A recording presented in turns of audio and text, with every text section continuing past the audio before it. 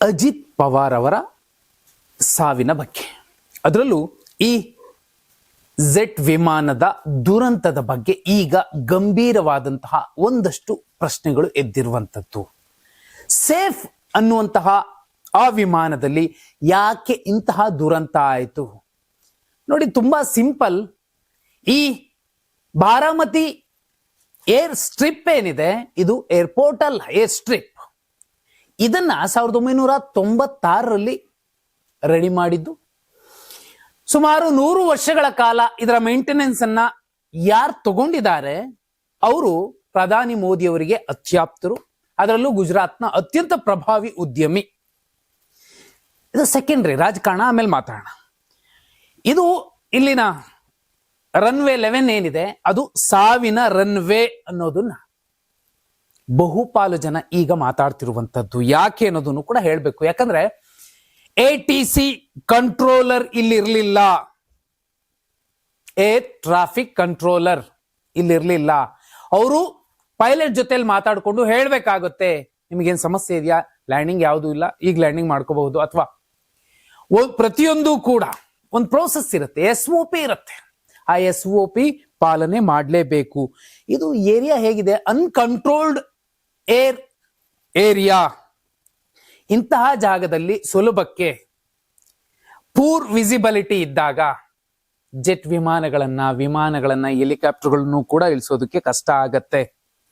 ಇನ್ನೂ ಮುಖ್ಯ ಅಂದ್ರೆ ಕಂಟ್ರೋಲ್ ಟವರೇ ಇಲ್ಲಿಲ್ಲ ಅಂದ್ರೆ ಪಾಪ ಅಜಿತ್ ಪವಾರ್ ಅವರು ಇರಬಹುದು, ಅವ್ರ ಜೊತೆಲಿ ಇದ್ದಂತಹ 4-5 ಜನ ಇರಬಹುದು, ಅವ್ರೇನ್ ಮಾಡೋಕೆ ಸಾಧ್ಯ ಆಗುತ್ತೆ. ಲಾಸ್ಟ್ ಮೆಸೇಜ್ ಏನು ಬಂತು ಕಾಕ್ಪಿಟ್ ಕ್ಯಾಬಿನ್ ನಿಂದ ಇದೇ ಏರ್ ಕಂಟ್ರೋಲರ್ಗೆ, ಅದು ಕೂಡ ಇಲ್ಲಿ ಮುಖ್ಯ ಆಗತ್ತೆ. ಗಂಟೆಗೆ 800 ಕಿಲೋಮೀಟರ್ ಸ್ಪೀಡ್ ನಲ್ಲಿ ಬರ್ತಿದ್ದಂತಹ ಆ ಜೆಟ್ ವಿಮಾನಕ್ಕೆ ಇನ್ನು 5 ಕಿಲೋಮೀಟರ್ ದೂರದಿಂದಲೇನೆ ATC ಕಂಟ್ರೋಲ್ ರೂಮ್ ಇಂದ ಒಂದೊಂದೇ ಮೆಸೇಜ್ ಕೊಡ್ತಾ ಬರ್ಬೇಕಾಗತ್ತೆ. ಎಷ್ಟು ಕಿಲೋಮೀಟರ್ ದೂರದಲ್ಲಿದೆ, ಯಾವಾಗ ಇಳಿಬೇಕು, ಯಾವಾಗ ಲ್ಯಾಂಡಿಂಗ್ ಆಗ್ಬೇಕು, ರನ್ವೇಗ್ ಬಂತಾ ಇಲ್ವಾ, ಎಲ್ಲವನ್ನೂ ಕೂಡ ಇಬ್ರು ನಿಗಾ ಮಾಡ್ಕೋಬೇಕಾಗುತ್ತೆ. ಒಂದು ಪೈಲಟ್, ಇನ್ನೊಬ್ರು ATC controller, air controller, air traffic controller, ಇಬ್ರು ಕೂಡ ನೋಡ್ಕೋಬೇಕಾಗತ್ತೆ.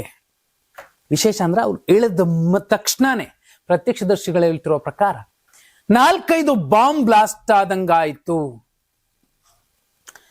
ಈ ಪೈಲಟ್ಗಳಾಗಿ ಕೆಲಸ ಮಾಡಿರುವಂತವ್ರು, ನಾಗರಿಕ ವಿಮಾನಯಾನ ಸೇವೆಯನ್ನ ಸಲ್ಲಿಸಿದವರು ಈಗ ಮಾತಾಡ್ತಿರುವಂತದ್ದು ನೋಡಿದ್ರೆ ಅಲ್ಲಿ 4-5 ಸಲ ಬ್ಲಾಸ್ಟ್ ಆಗಿದ್ದು ಯಾಕೆ ಅನ್ನೋದಕ್ಕೆ ಒಂದು ಸೂಕ್ತ ವಿಚಾರವನ್ನ, ಸಾಕ್ಷ್ಯವನ್ನ ಹೊರಗೆಡುತ್ತಿರುವಂತದ್ದು. ATF, ಏವಿಯೇಷನ್ ಟರ್ಬೈನ್ ಫ್ಯೂಯಲ್, ಮಾಮೂಲಿ ಡೀಸೆಲ್ ಪೆಟ್ರೋಲ್ ತುಂಬೋದಿಲ್ಲ. ಈ ATF ಇದೆಯಲ್ಲ, ಇದು ಎಷ್ಟರ ಮಟ್ಟಿಗೆ ಡೇಂಜರಸ್ ಅಂದ್ರೆ ಚೂರು ಹೆಚ್ಚು ಕಮ್ಮಿ ಆದ್ರೂ ಕೂಡ ಬೆಂಕಿ ಆ ಇಡೀ ವಿಮಾನವನ್ನ ಎಷ್ಟರ ಮಟ್ಟಿಗೆ ಆವರಿಸುತ್ತೆ ಅಂದ್ರೆ ಪೆಟ್ರೋಲ್ನ 100 ಪಟ್ಟು ಅಂದ್ರೆ ನೀವು ಯೋಚನೆ ಮಾಡ್ಕೋಬೇಕು ATF ನ ಸ್ಟ್ರೆಂತ್ ಹೇಗಿರುತ್ತೆ. ಅಕಸ್ಮಾತ್ ಬಾರಾಮತಿಯ ಆ ರನ್ವೇ ಪಕ್ಕದಲ್ಲಿ ಅದು ಬ್ಲಾಸ್ಟ್ ಆಗದೆ ಅಕ್ಕಪಕ್ಕದ ಯಾವುದೋ ಹಳ್ಳಿಯ ಅಕ್ಕಪಕ್ಕದಲ್ಲೇನಾದ್ರೂ ಬಿದ್ದಿದ್ರೆ ಊರಿಗೆ ಊರೇ ಎಲ್ಲಾ ಮನೆಗಳಲ್ಲೂ ಗ್ಯಾಸ್ ಸಿಲಿಂಡರ್ಗಳು ಇರ್ತಿದ್ವು.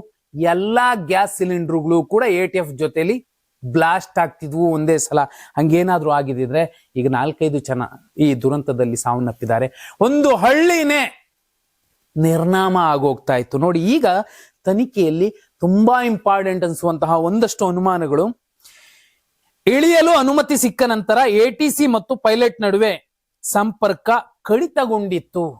ಯಾಕೆ ಹಾಗಾಯ್ತು? ಸಿಸ್ಟಮ್ ಫೇಲ್ ಆಯ್ತಾ, ಅಥವಾ ಕಾಕ್ಪಿಟ್ ನಲ್ಲಿ ತುರ್ತು ಪರಿಸ್ಥಿತಿ ಉಂಟಾಗಿತ್ತ? ATC ಕಂಟ್ರೋಲ್ ರೂಮ್ ಇಂದ ಮೆಸೇಜ್ ಒಂದ್ಸಲಿ ಕೇಳಿಸುತ್ತೆ, ಮೆಸೇಜ್ ಬರುತ್ತೆ ಪೈಲಟ್ ಕಡೆಯಿಂದ, ಆ ನಂತರ ಬರೋದೇ ಇಲ್ಲ. ಈ ಕಡೆಯಿಂದ ಪರ್ಮಿಷನ್ ಕೊಡ್ತಾರೆ. ಅದಾದ್ಮೇಲೆ ಪೂರ್ ವಿಸಿಬಿಲಿಟಿ ಲ್ಯಾಂಡಿಂಗ್ ಇದ್ದಾಗ್ಯೂ ಕೂಡ 1 ಸಲ 2 ಸಲ ಟ್ರೈ ಮಾಡಿದ ಮೇಲೂ ಕೂಡ ಹವಾಮಾನ ಸರಿ ಇಲ್ಲದಿದ್ರೂ ಲ್ಯಾಂಡಿಂಗ್ಗೆ ಪ್ರಯತ್ನಿಸಿದ್ದು ಯಾಕೆ? ಯಾರು ಪರ್ಮಿಷನ್ ಕೊಟ್ರು ಪೈಲಟ್ಗೆ ಇಳಿಲಿಕ್ಕೆ? ವಿಮಾನವನ್ನ ಬೇರೆಡೆಗೆ ತಿರುಗಿಸಬಹುದಿತ್ತು, ಅಥವಾ ಅಲ್ಲೇ ರೌಂಡ್ ಮಾಡಿಸಬಹುದಿತ್ತು. ಆ ಕೆಲಸವನ್ನ ಯಾಕೆ ಮಾಡಲಿಲ್ಲ? Control room ATC control room ಏನ್ ಮಾಡ್ತಿತ್ತು? ಅಲ್ಲಿನ ಕಂಟ್ರೋಲರ್ ಏನ್ ಮಾಡ್ತಿದ್ರು? ಇನ್ನೂ ಮುಖ್ಯ ಅಂದ್ರೆ ರೇಡಿಯೋ ಸಂಪರ್ಕ ಕಡಿತ ಆಗತ್ತೆ. ಪೈಲಟ್ ಸತತ ಸಂಪರ್ಕದಲ್ಲಿದ್ದವರು ಇದ್ರು, ಆದ್ರೆ ಅನುಮತಿ ಸಿಕ್ಕ ತಕ್ಷಣ ಸಂಪರ್ಕ ಕಡಿತಗೊಂಡಿತ್ತು. ಯಾಕೆ ಕಡಿತವಾಯಿತು? ಇದು ಸಂಶಯಕ್ಕೆ ಕಾರಣವಾಗಿರುವಂತದ್ದು. ವಿಮಾನ ಎಲ್ಲಾ ಸುರಕ್ಷತಾ ಪ್ರಮಾಣ ಪತ್ರಗಳನ್ನ ಹೊಂದಿತ್ತು, ಅಲ್ಲಿ ತಪ್ಪಿಲ್ಲ. ಎಂಜಿನ್ ವೈಫಲ್ಯ ಅಥವಾ ಪಕ್ಷಿ ಯಾವ್ದಾದ್ರು ಡಿಕ್ಕಿ ಹೊಡೆದಿತ್ತ, ಅದರಿಂದ ಇಂಧನ ಟ್ಯಾಂಕ್ ಏನಾದ್ರೂ ಬ್ಲಾಸ್ಟ್ ಆಯ್ತಾ, ಆ ಬ್ಲಾಸ್ಟ್ ನಿಂದ 4-5 ಸಲ ಬಾಂಬ್ ರೀತಿಯಲ್ಲಿ ಈ ಸ್ಫೋಟ, ಬೆಂಕಿ ಇಡೀ ವಿಮಾನವನ್ನ ನುಂಗಿ ಹಾಕಿತ್ತ. ಪ್ರತ್ಯಕ್ಷದರ್ಶಿಗಳೇ ಹೇಳ್ತಿರೋ ಪ್ರಕಾರ ಕೇವಲ ವಾಚ್ ಮಾತ್ರ, ಇವರು ಅಜಿತ್ ಪವಾರ್ ಅನ್ನೋದನ್ನ ಹೇಳಿದೆ ವಿನಃ ಇಡೀ ದೇಹ ಸುಟ್ಟು ಕರಕಲಾಗಿದೆ 4-5 ಜನರದ್ದು ಕೂಡ. ಇಂಧನ ಸೋರಿಕೆಯಿಂದ ಬೆಂಕಿ ಹೊತ್ತಿಕೊಂಡಿದೆಯೇ ಅನ್ನುವಂತಹ ವಿಚಾರ ಕೂಡ ತನಿಖೆಯಿಂದ ಹೊರಗೆ ಬರಬೇಕಿದೆ. ಆದ್ರೆ ಈ ಎಲ್ಲ ಅನುಮಾನಗಳು ಕೂಡ ಒಂದನ್ನೇ ಹೇಳ್ತಿದೆ, ಇಲ್ಲಿ ನಿಯಮಾನುಸಾರ ಲ್ಯಾಂಡಿಂಗ್ ಮಾಡ್ಲಿಲ್ವಾ, SOP ಫಾಲೋ ಮಾಡಿಲ್ವಾ, ಈ ಎಲ್ಲಾ ಪ್ರಶ್ನೆಗಳು ಈಗ ಪ್ರಶ್ನೆಯಾಗಿ ಉಳಿದಿರೋ ಸಂದರ್ಭದಲ್ಲೇ ಮಮತಾ ಬ್ಯಾನರ್ಜಿ ಅವರ ಸಂಶಯ, ಇಲ್ಲಿನ ಒಂದಷ್ಟು ಸಂಶಯಗಳು. ಯಾಕಂದ್ರೆ ನೋಡಿ, ಅಲ್ಲಿ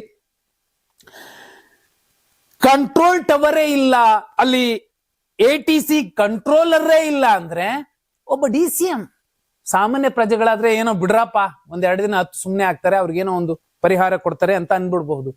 ಯಾಕಂದ್ರೆ ದೀದಿ ಇದನ್ನೇ ಹೇಳಿದ್ದು, ಪ್ರಮುಖ ರಾಜಕೀಯ ನಾಯಕರಿಗೆ ಈ ರೀತಿ ಅಭದ್ರತೆ ಇದೆ, ರಕ್ಷಣೆ ಇಲ್ಲ ನಾಗರಿಕ ವಿಮಾನಯಾನ ಸೇವೆಯಲ್ಲಿ ಅನ್ನೋದಾದ್ರೆ ಸಾಮಾನ್ಯರ ಸ್ಥಿತಿ ಏನು, ಗತಿ ಏನು, ಏನಾಗ್ತಿದೆ ಇಲ್ಲಿ ಅನ್ನೋದು ಕೂಡ ಇಲ್ಲಿ ಮುಖ್ಯ ಆಗತ್ತೆ. ಎಲ್ಲೋ ಒಂದು ಕಡೆ ಇಡೀ ಒಂದು ಇಲಾಖೆಯ ವೈಫಲ್ಯ, ಯಾಕಂದ್ರೆ ಅದು ಖಾಸಗಿ ಸಂಸ್ಥೆಯನ್ನು ನೋಡ್ಕೊಳ್ತಿರುವಂತದ್ದು, ಅದು ಕೂಡ SOP ಪಾಲನೆ ಮಾಡಬೇಕಾಗತ್ತೆ. ಅದು SOP ಪಾಲನೆ ಮಾಡಿದಿರಬಹುದು ಅನ್ನೋದಕ್ಕೆ ಎಲ್ಲಾ ಪ್ರಮಾಣ ಪತ್ರಗಳು ಸರಿ ಇದ್ದಾವೆ. ಆದಾಗ್ಯೂ ಯಾಕೆ ಇಂತಹ ಬ್ಲಾಸ್ಟ್, ಇಂಥದ್ದೊಂದು ದುರಂತ ಆಯಿತು? ಈ ಪ್ರಶ್ನೆಗೆ ಈಗ ಉತ್ತರ ಸಿಗಬೇಕಿದೆ. ಇಷ್ಟೆಲ್ಲ ಅನುಮಾನಗಳನ್ನ ಕೇಳಿದ ಮೇಲೂ ಕೂಡ ನಿಮ್ಗೇನಾದ್ರೂ ಅನ್ನಿಸ್ತಿದ್ಯಾ? ಕಮೆಂಟ್ ಮಾಡಿ.